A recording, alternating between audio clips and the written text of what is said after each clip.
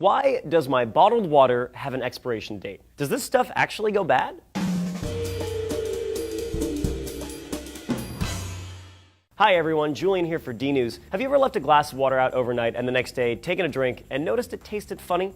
Does that mean the water's going bad, or what's happening here? Well, the water itself doesn't have any sugars or proteins like food, so microbes aren't consuming it and rotting it. However, that's not to say the chemistry of the water hasn't changed. By being exposed to air, the water absorbs some CO2, and a tiny portion of that, about 0.13%, is converted into carbonic acid. Some carbonic acid will then lose a proton or two, forming bicarbonate or carbonate respectively. This lowers the pH of water, making it slightly acidic and changing the taste. So, does that mean it's unsafe? Probably not, no.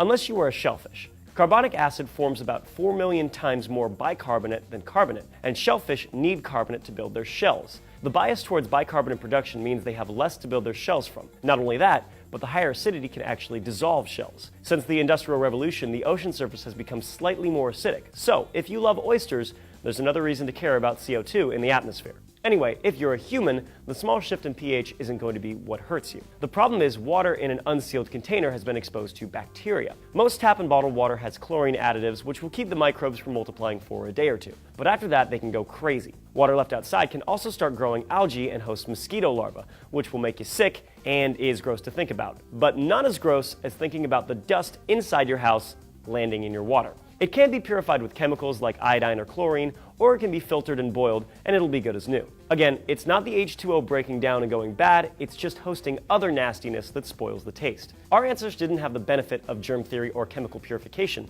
so when their water became unsanitary, they had to come up with a different solution. When they set out for long voyages, European sailors had stores of water in wooden barrels. After a few weeks, though, it would start to grow algae, so to get around this, sailors also brought along beer. And when that beer ran out, they switched to that old pirate favorite, rum.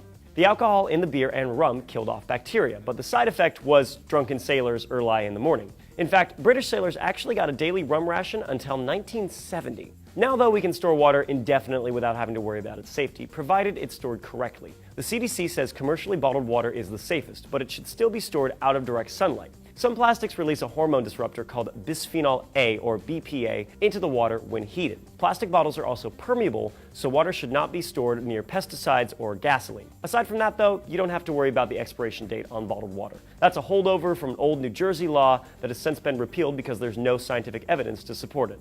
Gotta love it when science informs lawmaking. So, now the question is, how much water do you actually need to drink? Trace covers that here. A lot of our fluid intake comes from food. The rules say that we need to drink fluid. So if we eat a banana or an orange, we consume their fluid, which is to say, we take their water. Have you gotten sick from drinking water? Did you switch to rum, or do you have any other questions that you want us to field? Let us know in the comments or on Facebook or Twitter. Subscribe for more, and I'll see you next time on D-News.